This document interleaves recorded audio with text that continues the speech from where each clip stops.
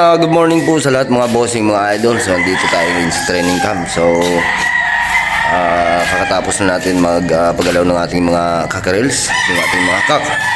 So, hindi na natin na-videohan yung pag-ano natin. Dahil alanganin na po tayo sa oras. So, medyo delayed yung ating pag-iising. So, actually, mga bossing, mga idol, gumigising kami dito. So, ngayon, wala akong masyadong alagang manok dun sa kabila, ay dito po ako. So tumutulong po ako dito sa pagpagalaw ng mga alagang manok nila dito na pansabong sa conditioning. So mostly mga bossing, pag anong sitwasyon ay gumigising kami ng madaling araw, 3 AM. So lalatag na po namin dito. Sing mga idol, nilalatag na po namin dito yung aming mga alagang manok. So pag nasanay na sila dun sa ilaw, ay ilalagay natin dito sila sa kanilang kaskasan, sa kaskasan namin. So ito mga bossing, sa isang ruweda, yung kaskasan namin dito mga bossing is 1, 2, 3, 4, 5, 6, 7, 8, 9, 10. 10, 10, 1, 2, 3, 4, 5, 6, 7, 8, 28.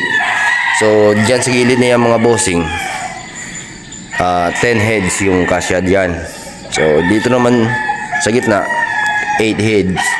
So, dito naman ay 10 heads po mga bossing, mga idol. So, dali lang. So, dalawang gradas po ito mga bossing, mga idol. Yan po yung isang gradas hindi namin ginagamit. So ginagamit lang namin yung mga bossing pag marami kaming pinapagalaw. So yung iba dyan namin nilalagay, pinapakaskas. So yun mga bossing. So nandito nakadestino na tao mga bossing is 4 sila. So yung kanilang talian naman, dito, ito yung yung talian nila dito mga bossing, isa yung may mga tipe. Yan po ay 100 something 100 po. Tapos ito naman yung aming flying pin. Ayan po, nasa 58 po ito mga bossing. Ayan. So ito yung mga bossing nandito na mga manok na nilagay na namin dito. Ay ano sila ito mga bossing, kumbaga malapit na ang kanilang laban. So dito namin nilalagay para makarelax sila. At saka yung purpose niyan mga bossing, mga idol, kung bakit dyan namin sila nilalagay, hindi sila prone sa hangin. Talagang paggabi, kahit gaano man kalakas yung hangin, ay hindi sila may stress. So meron tayo dito nilalagay na shade net. Ito po yung shade net. Ito lang po yung kanilang hapunan. Ito po yung hapunan nila. Tapos nilagyan po namin dito ng ang tawag dito,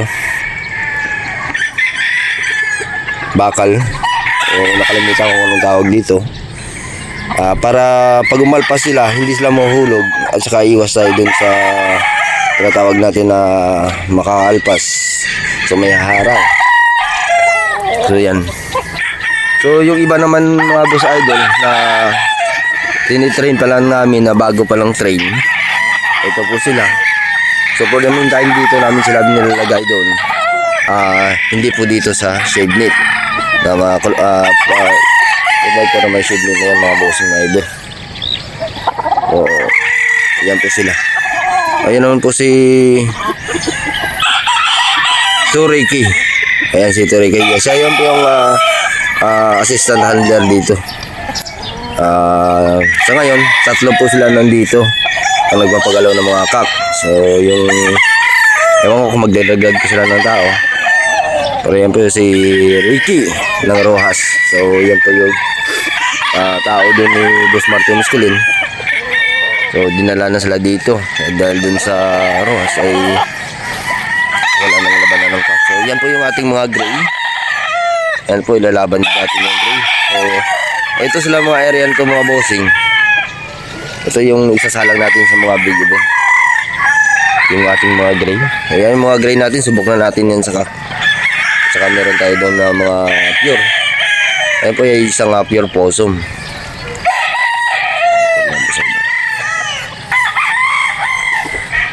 So sa mga nagtatanong mga boss idol, ayan po yung alaga naming aso. So pinangalanan po namin yan si Handler. So sobrang kulit yan, sobrang baby mga bossing. So gusto po lagi makapaglaro. So sa nagtatanong mga bossing mga idol about sa ginagamit namin na mga gamot, siyempre excellence kami. Ay excellence din po yung ginagamit namin. Ito po number 1 po sa amin yung Mega B12. Yan po mga bossing. Ito po siya yung itsura ng Mega B12 natin na ginagamit. Kung makikita dyan mga boss idol, yung mga gamot natin dyan is yung mga excellence. Ito po yung itsura ng ating Mega B12. Ito po ay tablet mga bossing mga idol. So yung ginagawa po namin dito pagkatapos ng train ng aming mga manok, pinapainom po siya namin ng kalahati. Kalahati po yung binibigay namin. At about naman po sa mga flashing mga bossing mga idol, ay gumagamit po kami ng Amtel within 3 days. So sa ano na po ito, ginagamit namin yung flashing. So bago malapit na yung laban. So ngayon sa mga nagtatanong sa schedule natin, wala pa tayong schedule. Nung nakarang araw lumaban tayo dun sa 6 cup dun sa Manila Arena. Yung score po natin dun mga bossing is 3.5. So yung ginamit natin dun mga bossing, yung pinakamatanda lang dun yung gray na ginamit natin. So mostly yung ginamit natin dun ay mga Bolstag. Gumamit tayo dun ng sa second fight natin, yung tumabla ay pure Boston. At saka sa mga nagtatanong mga bossing sa mga tip dyan about sa conditioning, yung masasabi ko lang siguro mga bossing, maging hands on tayo sa ating mga alagang manok about sa pagka-conditioning. At saka number 1 dyan mga bossing mga idol, yung bloodline. So malaking factor talaga yung bloodline mga bossing mga idol sa pagkukondisyon ng ating mga alagang manok. Dahil po mga bossing mga idol, meron tayong mga manok na pwede nating pigain at hindi pwedeng pigain. Number 1 po mga bossing mga idol, katulad ng ating gray. So yan po mga bossing. Yung gray namin po mga bossing, may bibigay kong tip dito mga bossing mga idol, ay hindi siya namin pinipiga. So kumbaga nilalagyan namin ng moisture yung kanyang katawan at doon namin nakikita, doon lumalabas yung kanyang galing sa ganong sitwasyon. At saka yung pure Boston mga bossing o mga roundhead, sa amin lang sa experience namin, kasi kabisado namin yung aming mga manok kung saan sila namin magandang ilaban. So hindi namin pinipigay ang mga bossing mga idol. So nilalagyan namin yan ng mga konting moisture yung kanilang katawan at hindi namin pinipiga. Maliban lang dun sa mga pure possum namin, sa mga sweaters, dun namin pinipiga yung mga sweaters at saka yung possum, dahil dun lumalabas yung kanilang cutting ability.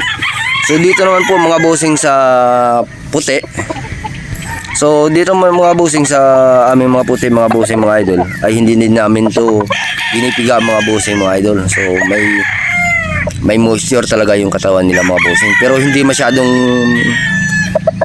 mas ano yung kanilang moisture, yung katamtaman lang po mga bossing mga idol. So number 1 po yun sa ating pag-aalaga ng manok sa pagkukondisyon, ay number 1 po talaga mga bossing yung ating bloodline. Alam mo talaga yung bloodline mo kung ano, at saka kabisaduhin mo mga boss idol yung inyong mga manok, dahil sa bloodline po mga bossing malaking factor talaga yun. At saka doon naman sa pagpointing mga bossing mga idol, kailangan po dyan is monitor ka, kasi yan po yung pinakamalaking malaking factor diyan sa pagpupuwente ng mga manok bago natin sila ilaban.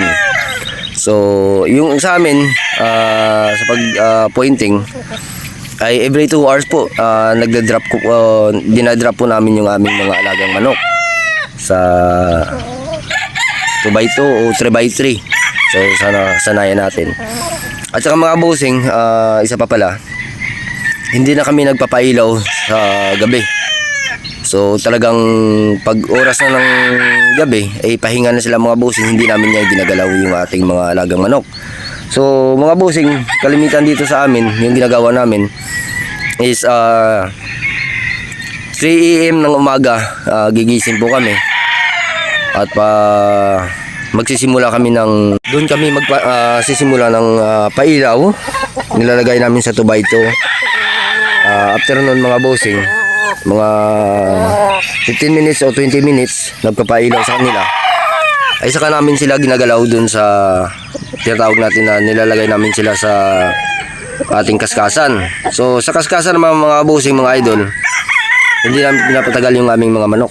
So binibilang po namin yan, may mga oras o minuto kami kung ilang minuto namin nilalagay yung aming mga manok. So hindi basta na lagay lang tayo ng lagay. Kailangan po may procedure tayo sa doon sa paggalaw ng ating mga manok. So halimbawa 10 minutes namin nilalagay diyan sa kaskasan. After noon kinukuha namin sila at saka namin sila ini-spar. So yung bitawan namin diyan mga bossing, mga idol, isang bitaw, dalawang bitaw lang po mga bossing. So kinukuha kagad namin yan. So after namin makuha ng mga bossing, bago namin sila ibalik sa cord, ay pinapainom sila namin ng Mega B12. So kalahati nun, bago sila ibalik sa cord, pinapainom namin yan. So after mga bossing, sa hapon, doon kami ulit nagpapagalaw ng aming mga manok. 1 AM, depende po mga bossing, mga idol, sa dami ng ating pinapagalaw na manok. Halimbawa, dun sa amin marami kaming kaskasan, so hindi na namin kailangan na lumagay isa-isa pa yung aming mga manok sa paglalatag, kasi kalimitan po sa mga backyard natin ay yung kaskasan natin ay ilang piraso lang. So kung marami kayong ginagalaw na manok, so mas mabuting agahan nyo po mga bossing, mga idol, yung pagpagalaw ng inyong mga manok. So after ng mga bossing, sa amin halimbawa magpapagalaw kami ng 50 heads.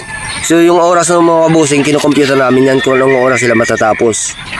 Kailangan po mga bossing, bago sila kumain sa hapon, 1 hour before, nakapahinga na po yung ating mga manok para less stress sila mga bossing, mga idol.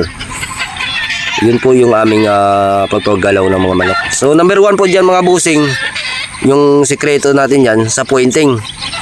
Kasi kahit anong hard work mo dyan mga bossing, mga idol, pag nag-conflict ka dyan sa pagpupointing mo, diyan talaga masasayang yung ating pagod sa ating mga sa mga oras at panahon na ginugol natin dyan. At saka yung gapper natin mga bossing, isa pa yan, malaking factor din yan yung ating gapper. So yun lang mga bossing. At saka sa gabi iniiwasan namin yan, hindi na namin iilawan, pinapagalaw yung mga manok. Kasi po mga bossing, kung i-compare natin, tayo nga na mga tao ay sa gabi ay nagpapahinga na tayo. So ganun din po yung mga manok mga bossing, mga idol. So after katulad nito mga bossing, last day kahapon na pinagalaw namin ito. So ito mga bossing, pahinga na sila. So within ito, wala pang schedule mga bossing, pero ito nire-reserve natin ito sa big event. So halimbawa ito mga bossing, mga idol, ay nagalaw na natin. So ito pahinga na sila. So saka tayo gagalawin sila ulit pag meron tayong schedule. So within 10 days 10 days before the fight, ligo tayo, flashing tayo mga bossing, mga idol. At saka kunting lakad lang dyan sa ating gradas, ay okay na po yun sa amin. So basta mga bossing, mga idol, number 1 dyan yung pointing. Dyan talaga tayo magkakatalaw sa pagpointing ating mga manok. At saka yung bloodline natin mga bossing, mga idol.